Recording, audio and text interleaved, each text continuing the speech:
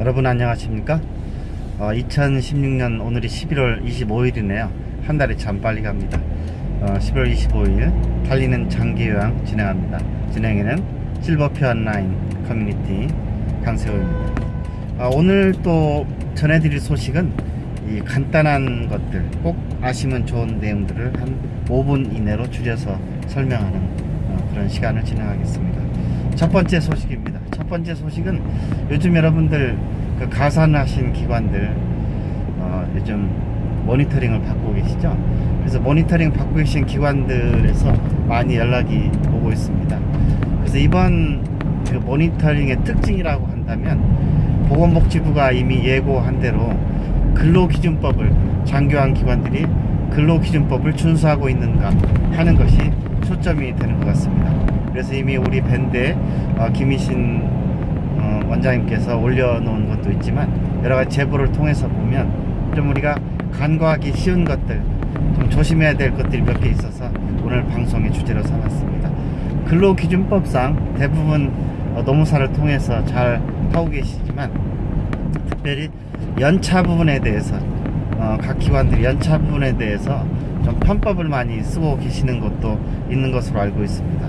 그래서 이번 그 연차 모니터링 중에서 연차 관련돼서 적발된 곳은 연차를 아직 발생하지 않았는데 미리 땡겨서 쓰는 경우 적발을 해서 아마 감사를 하겠다고 하는 그런 내용도 있는 것 같습니다. 그래서 주로 이제 문제가 되는 것은 연차 부분 말씀드린데 연차 부분이 있을 수 있고, 두 번째는 야간 수당에 우리가 50%를 가산해야 되죠. 50%를 제대로 가산하고 있는지, 그리고 연장 근로시간에는 우리가 150%를 별도로 지급해야 되는데 그러한 것들을 제대로 지급하고 있는지, 이런 것들이 주로 초점이 되는 것 같습니다. 그래서 아직 모니터링을 거의 많이 지나갔지만 아직 안 받으신 기관들은 이런 측면에서 대비해 주시면 좋을 것 같습니다. 두 번째 소식은 저희들이 그 원격 진료를 많이 하지 않습니까? 원격 진료 얘기를 많이 하는데 지금 한 150개 시설 정도가 원격 진료를 신청을 해서, 원래 그 정부하고 지방자치단체가 원격 진료 기계 구입 비용을 80%를 대고 우리 민간이 20%를 대는 걸로 되어 있습니다만, 지방자치단체 재정 형편상 그 부담해야 될 40%를 댈 여력이 없다 보니까 공단이 일괄 구입해서 150개를 일괄 구입해서 그것을 대여하는 형태로 진행하고 있습니다. 그런데 이 원격 진료에서 우리가 한번 좀 생각해보고 넘어가야 될 것이 있어 보입니다. 첫 번째는 이 원격 진료를 하시는 분들이 촉탁의 선생님들인데, 촉탁의 선생님들이 과연 자기 업무, 그러니까는 의원을 가지고 계신 의사 선생님들은 자기 의원의 진료를 보고 있는 중에, 또는 촉탁의 전문의 선생님들은 여러 군데 이제 촉탁의를 하루도 빠지지 않고 돌면서 다니죠. 그런데 장교양 기관에서 갑자기 원격 진료를 해야 될 일이 있어서 원격 진료를 신청하면 내 손님을 받고 있다가 잠시 기다려 주세요, 지금 장교양 기관에서 원격 진료 요청이 와서 그걸 하고 올 테니까 잠시 기다려 주세요 라고 말할 수 있나요? 그리고 지금 촉탁이만 전문으로 하시는 분들은 전국을 돌고 있습니다. 산분이 한 40-50개 정도 하고 있죠. 그런 촉탁이 분들이 많으시고, 그런데 그런 분들이 장교양 기관에서 원격 진료를 한다고 요청이 왔다고 그래서 다시 원격 진료 장비가 있는 의원으로 돌아가서 할 수가 있나요? 이런 현실적인 그런 문제가 많고, 또 세 번째 가장 기관들이 문제로 삼는 것은 원격 진료를 하고 나서 보호자한테, 그것도 보호자한테 받기 힘드니까는 기관들로부터 받아서 의사한테 주라는 얘기죠.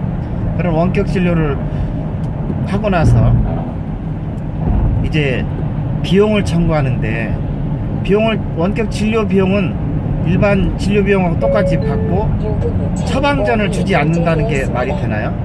이건 성공적일 수가 없습니다.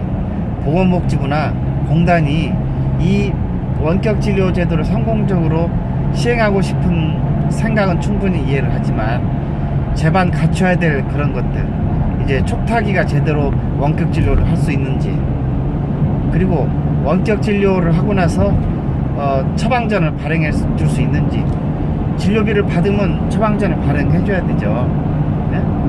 이제 이런 것들, 그 다음에 이제 간호사가 필수적으로 있어야 되지 않습니까? 근데 간호사 문제를 어떻게 해결할 건지, 이런 대안으로 촉탁이도 할 수 있지만 촉탁이 말고라도 그 원격 진료 전담 의원들을 설립하는 방안이 반드시 고려돼야 됩니다. 그래서 촉탁이가 할 수도 있고, 촉탁이가 안 되면 어느 경우라도 원격 진료 담당 의원이 생겨서 그 권역별로 그 원격 진료 전문 담당 기관들이 원격 진료를 할 수 있는 체제, 그런 여러 가지 것들이 고려되어야만 성공적인 그런 원격 진료가 되지 않을까 싶습니다. 이런 말씀을 보건복지부에 가서 드린 적이 있었죠. 그랬더니 그쪽 보건복지부 담당 과장님은 뭐라고 말씀하시냐면, 그런 아직 확정되지도 않는, 일어날지도 모르는 그런 일들을 왜 미리 걱정하냐?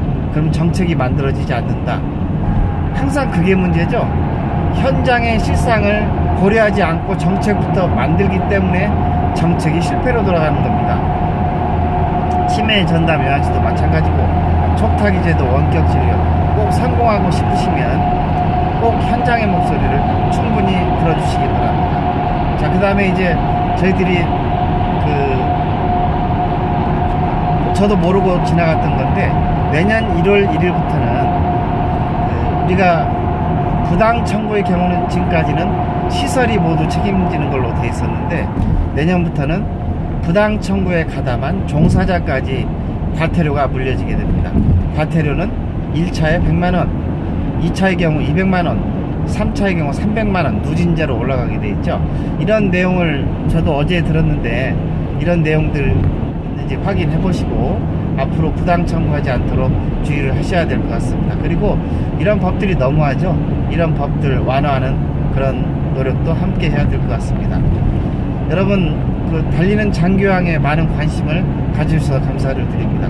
더욱더 알찬 정보, 간단하고도 명료한 그런 정보를 전달해 드리도록 노력하겠습니다. 달리는 장교양 진행의 강세호였습니다. 감사합니다.